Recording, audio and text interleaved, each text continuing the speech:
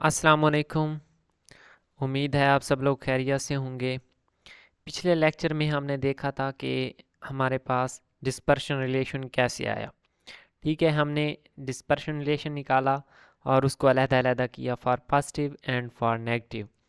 अब हमने इसके डिफरेंट केसेस को देखना है कि अगर हमारे पास लॉन्ग वेवलेंथ लिमिट हो तो उसके लिए हमारे पास डिस्पर्शन रिलेशन कैसा होगा और उसका ग्राफ कैसा होगा। अगर हमारे पास शॉर्ट वेवलेंथ लिमिट हो तब हमारे पास कैसा होगा। तो चलो स्टार्ट करते हैं। पहले हम क्या है ओमेगा प्लस के लिए करते हैं, जो कि मैंने ये वैल्यू लिखी हुई है और यहाँ से बुक पे भी यही वैल्यू ठीक है एज इट इज़ हमने ये डिराइव किया था। तो ओमेगा पॉजिटिव के लिए देख लेते हैं कि हमारे पास लॉन्ग वेवलेंथ लिमिट, या इसको हम के अप्रोचेस टू ज़ीरो भी कह सकते हैं, क्योंकि के और लैम्डा आपस में रेसिप्रोकल होते हैं। अगर एक लॉन्ग होगा तो दूसरा शॉर्ट होगा। अब के अप्रोचेस टू ज़ीरो है तो लैम्डा क्या है, अप्रोचेस टू इन्फिनिटी हम कह सकते हैं। तो इस केस के लिए अगर के अप्रोचेस टू ज़ीरो है तो साइन ऑफ के ए हमारे पास क्या है, वो ज़ीरो को अप्रोच कर जाएगा। अब अगर ये ज़ीरो को अप्रोच करता है तो हमारे पास क्या है, ये वाली वैल्यू, ये वाली टर्म ज़ीरो हो जाएगी। ये देखें, ये वाली टर्म ज़ीरो हो जाएगी। ठीक है, और यहाँ पे मैंने क्या है मैक्स लिखा हुआ है, इसका क्या मतलब है। अब अगर यहाँ पे जो ओमेगा की वैल्यू आएगी वो मैक्सिमम वैल्यू होगी इस केस के लिए। हाउ, अब इस केस को समझना है। ये सारी चीज़ें हमारे पास कांस्टेंट हैं। अगर ये सारी कांस्टेंट हैं, हम इसको फॉर एग्जांपल कह देते हैं ये 2 के इक्वल है, या इसको कह देते हैं कि ये 1 के इक्वल है। अगर ये 1 के इक्वल है प्लस ये भी आगे कांस्टेंट है, अंदर वाली टर्म हमारे पास ये है। इसको अगर हम अगेन कोई कंसीडर कर लें कि ये हमारे पास अगेन कोई कांस्टेंट है, और उसमें से अगर हम माइनस करते जाएंगे तो ये वाली रकम छोटी होती जाएगी, और अगर ये वाली रकम छोटी होती जाएगी तो हमारे पास क्या आएगा, ये वाली रकम छोटी होगी तो ये वाली पूरी रकम क्या है, छोटी होती जाएगी इस टर्म के बढ़ने से। लेकिन अगर ये टर्म कम से कम हो, अगर ये टर्म कम होगी तो ये वाली रकम क्या है ये बड़ी रकम होगी। अगर ये मैं क्या है इसको ज़ीरो कर देता हूँ, यानी फॉर एग्जांपल ये रकम है 1, ठीक है, इसमें से ज़ीरो को माइनस करें तो ये 1 आ जाएगा, और इसका आंसर आएगा beta into this term plus beta into 1। और अगर मैं इसमें से 1 में से 0.5 माइनस कर लेता हूँ तो अब ये वाली रकम कम हो जाएगी ना। तो इस केस के लिए जो ये हमारे पास आंसर है, ये ओमेगा की वैल्यू क्या है, मैक्सिमम आंसर देगा। मैक्सिमम आंसर किस केस के लिए, जब ये हमारे पास sign of K A approaches to zero है। तो ये ज़ीरो हमने पुट कर दिया। अब हमने इसको सॉल्व करना है। अब ये स्केयर और ये आपस में अंडर रूट कैंसिल हो जाएंगे, और सिंपली हमारे पास क्या है, दोनों को हम ऐड कर लेंगे, 2 beta into under root 1/m plus 1/m, और ओमेगा प्लस की वैल्यू आ जाएगी 2 beta under root 2 beta into 1/m plus 1/m। ये इसकी क्या है, मैक्सिमम वैल्यू है। ठीक है, मैक्सिमम क्यों है ये मैंने बता दिया है कि ये टर्म क्या है, इस टर्म की अगर मैक्सिमम वैल्यू हमें चाहिए तो ये हमारे पास इसकी ये माइनस उनमें उसमें से मिनिमम चीज़ माइनस होनी चाहिए। तो हमारे पास क्या है, जो साइन की वैल्यू है वो क्या है, 0 और 1 के दरमियान फ्लक्चुएट करती है। तो यहाँ पे साइन स्केयर है तो वो 0 और 1 के दरमियान ही फ्लक्चुएट कर सकती है, -1 हो ही नहीं सकती। ठीक है, माइनस की तरफ उसकी वैल्यू जा ही नहीं सकती। तो अगर इसकी वैल्यू मिनिमम होगी साइन की तो ये हमारे पास मैक्सिमम टर्म आएगी। अगर ये इसकी वैल्यू मैक्सिमम आ जाती है, फॉर एग्जांपल ये 1 है और उसकी वैल्यू मैक्सिमम आ जाती है 1, तो 1 - 1 ये वाली टर्म हो जाएगी 0, और सिर्फ यही आंसर आ जाएगा। ये मैंने ऐसे ही समझाने के लिए बताया है। तो ये समझ आ गई कि ये टर्म मैक्सिमम होगी। अब दूसरा केस है हमारे पास शॉर्ट वेवलेंथ लिमिट उसको बोलें या जो भी। दूसरा केस है व्हेन के अप्रोचेस टू π/2a। ठीक है, अब हमारे पास जो के है वेव वेक्टर वो π/2a को अप्रोच कर रहा है। तो अगर ये होगा केस तो साइन ऑफ के ए हमारे पास क्या है, 1 को अप्रोच कर जाएगा। 1 को कैसे अप्रोच करेगा, यहाँ पे पुट करें π/2a, ए के साथ ए कैंसिल, तो π/2 साइन π/2 इक्वल टू 1 होता है। अब ये टर्म हमारे पास क्या है, मिनिमम आएगी।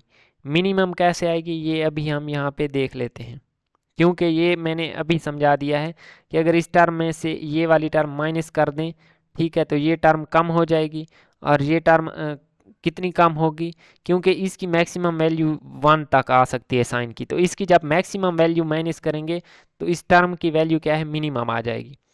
तो ये मिनिमम का कंसेप्ट आ गया।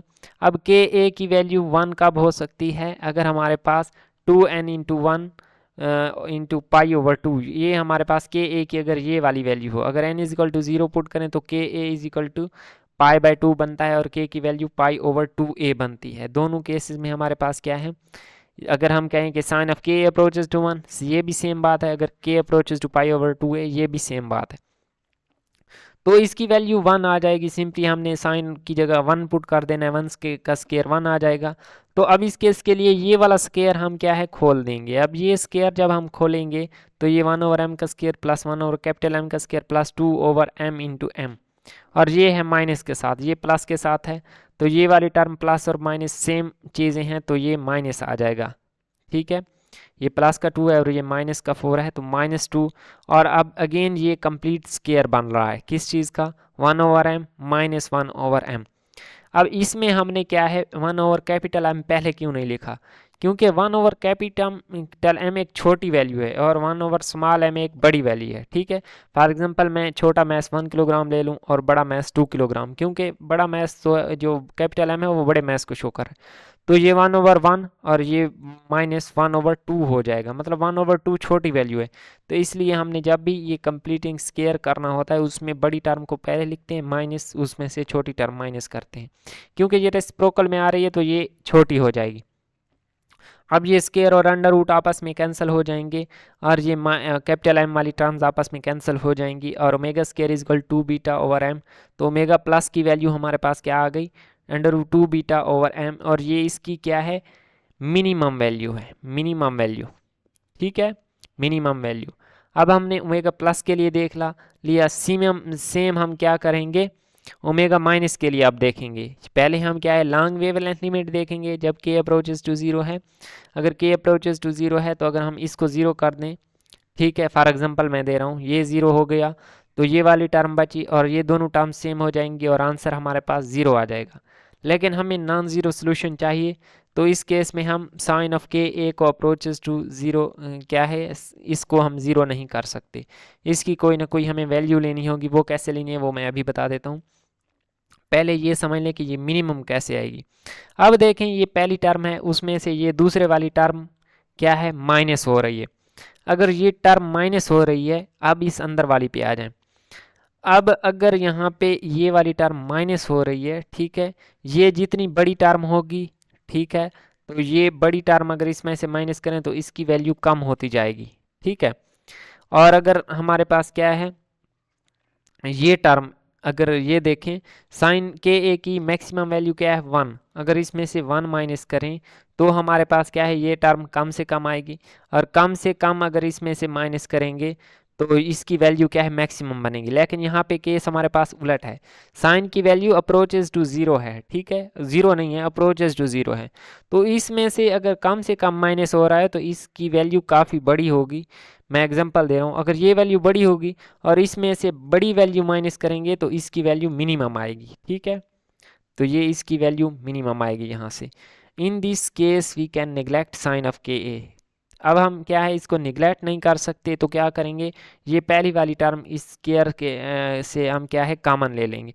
कॉमन ले लेंगे तो स्केयर और अंडर रूट कैंसिल हो जाएगा और अंदर क्या बचेगा, 1 - 4 के a square over m m over m plus m over m plus m. इसको क्या है, मैंने इकट्ठा कर दिया है एलसीएम लेकर, और बाकी एज इट इज़ है। अब नेक्स्ट स्टेप में मैंने क्या किया है, m ओवर m का स्केयर इसको ऊपर ले गया हूँ और जो ये टर्म है इसको नीचे, और इनको आपस में क्या है, मल्टीप्लाई क्या किया है।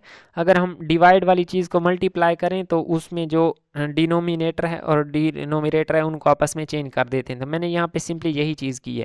अब ये दो टर्म आपस में क्या है, ये इसके स्केयर के साथ कैंसिल हो जाएगी। ठीक है, तो हमारे पास सिंपल ये वाली टर्म आ जाएगी। यहाँ पे और कोई ख़ास चीज़ नहीं है, ये भी एलसीएम ले लिया मैंने यहाँ इस स्टेप से, तो ओमेगा माइनस की ये वैल्यू आ गई। अब हमने इस पे लगाना है बायनोमियल थ्योरम। अब बायनोमियल थ्योरम हमारे पास क्या है, अब इस अंडर रूट वाली टर्म को मैं लिख सकता हूँ 1 - दिस 1 की पावर 1/2। ठीक है, अंडर रूट का मतलब होता है पावर 1/2। अब मैं इसकी पावर 1/2 लिख सकता हूँ। तो बाइनोमियल थ्योरम का हम जनरल फार्मूला देख लेते हैं कि वो हमारे पास क्या होता है। 1 + x की power n is equal to 1 + nx plus n into n minus 1/2 factorial into X square and so on. एक n की वैल्यू कम होती जाएगी और एक फैक्टोरियल बढ़ता जाएगा और x की पावर भी एक एक हर टर्म के साथ बढ़ती जाएगी। ये बाइनोमियल थ्योरम है। अब इस केस में हमारे पास बीच में नेगेटिव है, तो हम क्या है यहाँ पे फार्मूला में नेगेटिव भी साथ लेके आएंगे। ठीक है, तो यहाँ पे n इजिकल टू 1/2 है और x की वैल्यूज ये सारी ये वाली वैल्यू है। ठीक है, सिंपली हमने वैल्यूज़ को पुट कर देना है और ये सिर्फ मैंने इसी टर्म के अंदर क्या है बाइनोमियल थ्योरम लगा दिया है। अब यहाँ पे 1 माइनस n की वैल्यू 1/2 है और x की वैल्यू ये सारी है। ठीक है, तो मैंने सेम एज इट लिख दिया। जो हायर ऑर्डर टर्म्स हैं उनको हम क्या है निगलेक्ट कर देते हैं। क्यों निगलेक्ट कर देते हैं? क्योंकि वो बटे में जो मैथ्स बन रहे हैं वो डिवाइड हो रहे हैं, तो वो क्या है बहुत माइनर छोटी वैल्यू आएगी, तो उसको हायर ऑर्डर टर्म्स को हम क्या है माइनस कर देंगे। अब माइनस कर दिया, अब ये इस माइनस को अंदर मल्टीप्लाई करेंगे तो 1 - 1 ये आपस में ख़त्म हो जाएंगे। ये 2 वाला इस पे 2 बढ़ जाएगा, तो हम इसको सिंपल इस तरीके से लिख सकते हैं, ये आपस में कैंसिल हो गए। अब ये आपस में कैंसिल हो गए। अब अगेन हम क्या है सिंप्लीफिकेशन यहाँ से कर सकते हैं, ये आपस में कैंसिल, ये इसकी एक पावर के साथ कैंसिल हो गया, तो ओमेगा माइनस का स्केयर हमारे पास किस इस चीज़ के इक्वल आ गया। अब के ए का स्केयर है तो इसके अंडर रूट आएगा, तो ये हमारे पास सिंपली के ए आ जाएगा और √2 बीटा ओवर m + m। एक बात है कि जब भी हम ये स्केयर ख़त्म करते हैं प्लस माइनस लगाते हैं, लेकिन जो हमारे पास है ये फ्रिक्वेंसी नेगेटिव नहीं हो सकती, तो हम ये सिर्फ पॉजिटिव वैल्यू लेते हैं। तो अब ये हमारे पास उसकी मिनिमम वैल्यू आ गई।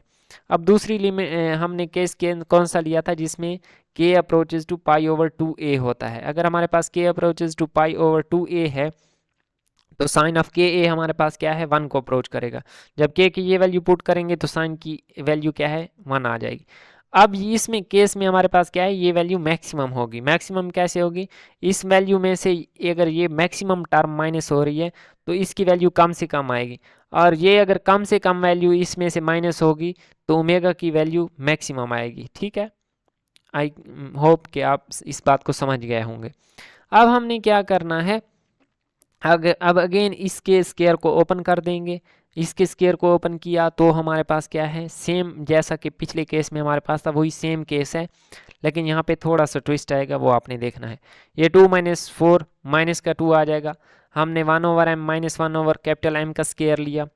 ठीक है, लेकिन यहाँ पे जो माइनस है ये इस बार इनके साइन को चेंज कर देगा और बटे में हमारे पास क्या है कैपिटल M बचेगा। ये स्मॉल m वाली टर्म्स कैंसिल हो जाएंगी, तो omega negative is equal to √2 beta over m capital M keep in mind, और ये उसकी मैक्सिमम वैल्यू आ गई। अब हम एक और केस ले लेते हैं कि हमारे पास अगर k की वैल्यू 0 हो। अगर k की वैल्यू 0 हो तो ये 0 होगी और ओमेगा माइनस की वैल्यू क्या है वो 0 होगी। अब हमने ये वैल्यूज़ लिख ली हैं, अब हमने इनको क्या है ग्राफ पे प्लाट करना है। प्लाट करेंगे, पहले ये ओमेगा की वैल्यू ली, ये ओमेगा प्लस की 2 वैल्यूज़ आई। ठीक है, और फिर ये हमारे पास क्या है मैक्सिमम वैल्यू थी, ये उसकी मिनिमम वैल्यू थी। अब दूसरी बात ये है कि ये हमारे पास ओमेगा नेगेटिव की मिनिमम वैल्यू थी और ये उसकी मैक्सिमम वैल्यू थी। मैक्सिमम ये अभी हमने फाइंड की है, ये है। ठीक है, ये मैंने एज इट इज़ जैसे फाइंड की हैं वैसी की वैसी इधर लिख दी हैं। अब हमने इनका ग्राफ प्लाट करना है और ये एक केस है omega minus is equal to 0 at K is equal to 0। तो सबसे पहले हमने क्या है, हमें पता है कि हम एक एक्सिस पे के लेते हैं जिसको हम एक्स एक्सिस बोलते हैं और दूसरे पे हम क्या है फ्रीक्वेंसी लेते हैं। अब हमने ओमेगा जब 0 लेना है पहले सबसे पहले, और दूसरी बात है कि हमने इसको कहाँ पे प्लाट करना है फर्स्ट ब्रिलियन जोन के अंदर। ठीक है, पिछले लेक्चर में हमने देखा था कि higher Brillouin zone again first Brillouin zone में आ जाते हैं। तो ये हमने इस एक्सिस पे ले ली के की वैल्यू और इस पे हमने ले लिया ओमेगा। ठीक है, अब हमने ये वाली वैल्यूज़ ले ली। अब eight K is equal to 0, ठीक है, हमारे पास omega negative is equal to 0 है। तो अब हमारे पास k इज इक्वल टू 0 यहाँ पे है। ठीक है, इसको पहले नंबर देने हैं, यहाँ पे π/2a है और यहाँ पे -π/2a है। ठीक है, ये k की वैल्यूज़ हैं। अब हमने क्या है, एट 0 हमारे पास ओमेगा की वैल्यू है 0, ठीक है। ये हमने एक केस देख लिया। अब दूसरा केस हमारे पास क्या है, हम सिर्फ अभी ओमेगा नेगेटिव को ही देख रहे हैं। इसकी जो हमारे पास ये वाली वैल्यू है √2 बीटा ओवर एम, ये उसकी क्या है, मैक्सिमम वैल्यू है। मैक्सिमम वैल्यू, अब हमने इसको प्लॉट करना है। इसको प्लॉट कैसे करेंगे, पहले हम ओमेगा नेगेटिव वाली वैल्यू लेंगे, उसमें से जो हमारे पास हमने ओमेगा नेगेटिव ये निकाली है, ओमेगा नेगेटिव साइन की वैल्यू पहले 0 रखेंगे, फिर इसी थोड़ी थोड़ी बढ़ाते जाएंगे, तो हमारे पास एक साइनोसाइडल कर्व बनता जाएगा, ठीक है। एक साइनोसाइडल कर्व बनता जाएगा, ठीक है, जो कि कुछ इस तरह होता है। लेकिन हमने कहाँ तक लेना है, इस ब्रिलियंट जोन तक लेना है। और जहाँ पे ये मैक्सिमम होता है वहाँ पे ओमेगा नेगेटिव की वैल्यू क्या है, मैक्सिमम हो जाएगी, जो कि ये हमारे पास दी हुई है। यहाँ पे आपने समझा इस पॉइंट को। अब मैं इसको थोड़ा और मज़ीद भी समझाने की कोशिश करता हूँ। और इसी तरह ये हमारे पास क्या है, साइनोसाइडल बन रही है, तो ये वाला हमने बना लिया, ठीक है, जिसको हम इक्विस्टिकल ब्रांच कहते हैं। ये क्यों कहते हैं, ये हम नेक्स्ट लेक्चर में देखेंगे, ठीक है। ये हम क्या है, इस चीज़ को नेक्स्ट लेक्चर में देखेंगे। अब दूसरी चीज़ है, हमने ओमेगा पॉजिटिव की वैल्यू लेनी है। उसकी मिनिमम वैल्यू क्या है, √2 बीटा बाय एम। अब हमने ये कहाँ से स्टार्ट करना है, इस चीज़ को देखना है। अगर हमारे पास फॉर एग्जांपल m की वैल्यू है, स्मॉल m की 1 किलोग्राम और इसकी वैल्यू है 2 किलोग्राम, तो ये दोनों रेसिप्रोकल में हैं। तो अगर मैं सिर्फ कंसीडर करूं इस 1/m और इस 1/m को, तो ये अगर इसकी वैल्यू है 2 किलोग्राम, तो ग्राफ पे अगर प्लाट करें, ठीक है, अगर इसको ग्राफ पे प्लाट करें तो ये फॉर एग्जांपल 1/2 है, ठीक है। फॉर एग्जांपल यहाँ पे था 1/2, ये मैं समझाने के लिए कह रहा हूँ, और इसकी वैल्यू है 1, ठीक है। तो इसकी वैल्यू 1 प्लॉट करने के लिए इनके दरमियान हमें गैप देना पड़ेगा, क्योंकि इनमें क्या है, कोई डिफरेंस आएगा, ठीक है, क्योंकि ये रेसिप्रोकल में है। तो 1/1 इक्वल टू 1 होगा, और 1/2 हमारे पास क्या है, उसका हाफ होगा। तो इनके दरमियान कोई ना कोई क्या है, डिफरेंस है। तो हमने ये इसका प्लॉट कहाँ पे करना है, मिनिमम वैल्यू ऑफ ओमेगा ये पॉजिटिव वो यहाँ पे करनी है, जो कि यहाँ पे ये दिखाई गई है। ये इसके दरमियान गैप इसलिए दिया गया है, ठीक है, ये मैसेज की बुनियाद पे गैप दिया गया है, क्योंकि ये जो स्मॉल मैस है रेसिप्रोकल में है, तो जब इसकी वैल्यू पुट करेंगे तो ये वाई एक्सिस पे हमारे पास क्या है, एक बड़ी वैल्यू आएगी, और जब कैपिटल एम का पुट करेंगे तो वो हमारे पास क्या है, एक छोटी वैल्यू देगा। अब ये तो हमने उसकी मिनिमम वैल्यू दे दी, देख ली। अब इसकी मैक्सिमम वैल्यू, ठीक है, √2 बीटा बाय 1/m है, और इसमें अगर एक थोड़ी थोड़ी वैल्यू इसकी अगर 1/2 ऐड करें, मतलब हाफ वैल्यू और ऐड हो जाती है, ये 1 थी प्लस 1/2, तो वो 3/2 बन जाएगी। मीन्स इससे क्या है, कोई बड़ी वैल्यू है, ठीक है, वो यहाँ पे है फॉर एग्जांपल। लेकिन हमें ये कर्व क्यों बनाया है, क्योंकि इसकी जो हमारे पास मिनिमम वैल्यू है वो तो हमें पता है कि ये वाली इसकी मिनिमम वैल्यू है, और ये इसकी मैक्सिमम है। इसके दरमियान कर्व कैसा होगा, इसके दरमियान ओमेगा प्लस वाली में साइन की वैल्यू 0 से स्टार्ट करेंगे, और इसी तरह बढ़ाते बढ़ाते एट 0 इसकी वैल्यू क्या आई थी, ठीक है, हम एट 0 इसकी वैल्यू क्या आई थी, मैक्सिमम आई थी, ठीक है। तो हम इसका क्या देखेंगे, k इज इक्वल टू 0 से स्टार्ट करेंगे, इसकी वैल्यू मैक्सिमम आती है k इज इक्वल टू 0, यहाँ पे फॉर एग्जांपल इसकी कोई वैल्यू आ जाएगी। जब इसको आगे हम वैल्यू बढ़ाते जाएंगे तो इसका कर्व क्या है, डिक्रीज होता होता ऐसे डिक्रीज हो जाएगा, ठीक है। और ये भी हमारे पास क्या है, एक साइनोसाइडल कर्व बन रहा है। तो ये ग्राफ मैंने यहाँ पे एक्सप्लेन कर दिया है, और अब इस ग्राफ को थोड़ा सा मज़ीद देख लेते हैं, ठीक है। इस ग्राफ में हमारे पास क्या है, ये सिर्फ फर्स्ट ब्रिलियंट जोन दिखाई गई है, और ये इसकी मैक्सिमम वैल्यू है, और ये उसकी मिनिमम वैल्यू है, और इन दोनों के दरमियान एक फॉरबिडन फ्रीक्वेंसी बैंड है, जो कि ये शो करता है कि इस गैप के दरमियान हमारे पास कोई फ्रीक्वेंसी कोई लाई नहीं करती, ठीक है, ये फॉरबिडन है। और इसके जो ऊपर वाली चीज़ है उसको हम क्या है, ऑप्टिकल ब्रांच कहेंगे, और नीचे वाली को एक्विस्टिकल। ये क्यों कहेंगे, ये हम नेक्स्ट लेक्चर में देखेंगे। अब इस ग्राफ को देखते हुए हमने क्या है, कुछ पॉइंट्स लिख लेने हैं। सबसे पहला हमारे पास क्या है, allowed frequency range of propagation is split into two branches.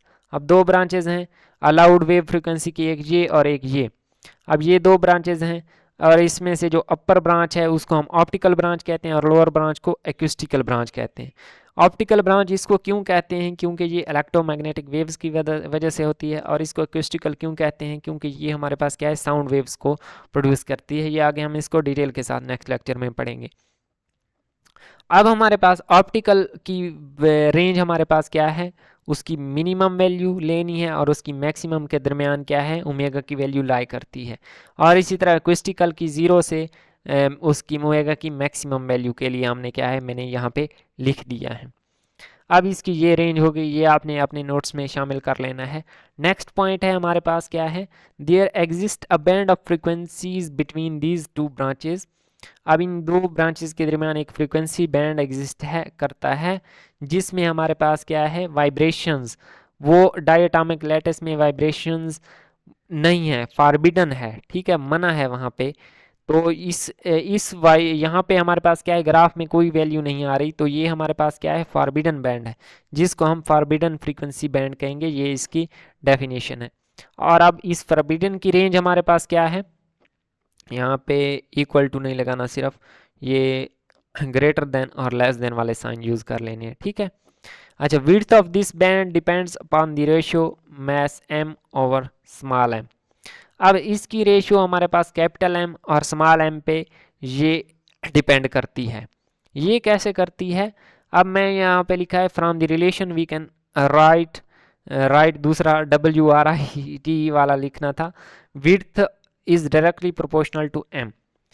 अब यहाँ पे ये चीज़ मैंने क्यों लिखी है, इस चीज़ को थोड़ा समझना है कि अगर हम m की वैल्यू बढ़ाएंगे तो इस बैंड की विड्थ बढ़ेगी। फॉर एग्जांपल मैंने पहले वैल्यू ली थी 2, ठीक है, तो 1/2 होता है हाफ, और अगर मैं इसकी वैल्यू ले लूँ 3 तो 1/3 क्या आएगा, उससे भी कम वैल्यू है, यानी 0.3, पहले 0.5 थी, अब 0.3 हो गई है।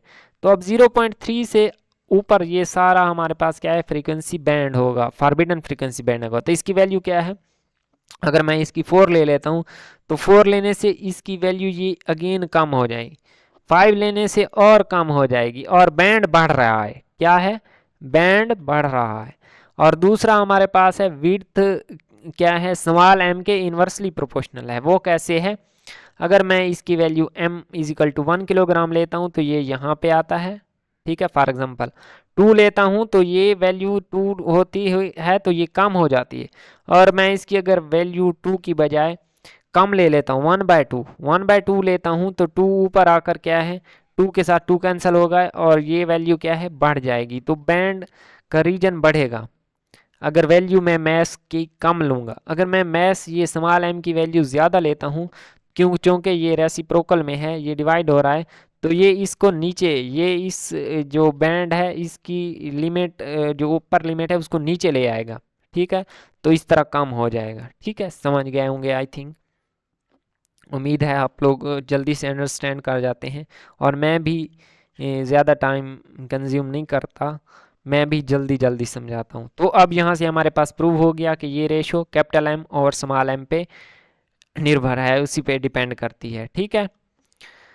अब थर्ड केस है हमारे पास, अगर केस हो m, अगर m हो तो ये फॉरबिडन बैंड हमारे पास ख़त्म हो जाएगा। क्यों ख़त्म हो जाएगा, m है, अगर ये दोनों 1 हैं तो ये वाले रिलेशन आपस में बराबर हो जाएंगे, और ये ग्राफ आपस में क्या है, इकट्ठे आकर आपस में टच हो जाएंगे, ठीक है, और ये बैंड ख़त्म हो जाएगा फॉर द केस अगर दोनों मैस बराबर हैं, ठीक है। और minimum of optical = maximum of क्विस्टिकल। क्विस्टिकल हमारे पास नीचे वाली ब्रांच है, इसका जो मैक्सिमम होगा वो ऑप्टिकल के मिनिमम के बराबर आ जाएगा और फॉरबिडन बैंड ख़त्म हो जाएगा। और नेक्स्ट चीज़ है फर्स्ट ब्रिलियन जोन, हमारे पास क्या है, -π/2a से लेकर π/2a तक है, ठीक है। ये k की वैल्यूज़ जब हमने निकाली हैं, पिछले लेक्चर्स में भी हमने निकाली हैं जनरल, तो आपने देख लेना है, जब k की जनरल वैल्यूज़ निकालेंगे तो वहाँ से हमारे पास क्या है, ये फर्स्ट ब्रिलियन जोन आ जाएगी जो -π/2a से π/2a तक है। अब हमारे पास है boundary of Brillouin zone k is maximum so we can find lambda minimum. अब ये उसकी बाउंड्रीज दी गई हैं के की। अगर हमारे पास एट ब्रिलियन जोन के की वैल्यू मैक्सिमम है और के और लैम्डा आपस में क्या है, इन्वर्स रिलेशन में, अगर के मैक्सिमम होगा तो लैम्डा मिनिमम होगा। तो यहाँ से हम लैम्डा मिनिमम निकाल सकते हैं, जो कि हमारे पास क्या है 4a के इक्वल आएगा। ये इस टाइप के MCQs भी बन सकते हैं और क्वेश्चन आ सकते हैं। अगर किसी पॉइंट की समझ नहीं आई तो आप कमेंट सेक्शन में पूछ सकते हैं। मैं अभी वीडियोस बना रहा हूँ, तो मैं आपके लिए क्या है, जहाँ जहाँ पे आप लोग को मसला होगा मैं उसके लिए एक अलहदा वीडियो बना दूंगा। तो अगर किसी पॉइंट की समझ नहीं आई तो आप कमेंट सेक्शन में पूछ सकते हैं। नेक्स्ट लेक्चर में हम देखेंगे कि हमारे पास एक्विस्टिकल ब्रांच क्या होती है और ऑप्टिकल ब्रांच क्या होती है, उसको डिटेल के साथ स्टडी करेंगे। अगर किसी पॉइंट की समझ नहीं आए तो आप पूछ सकते हैं। मिलते हैं नेक्स्ट वीडियो में। अल्लाह हाफिज़।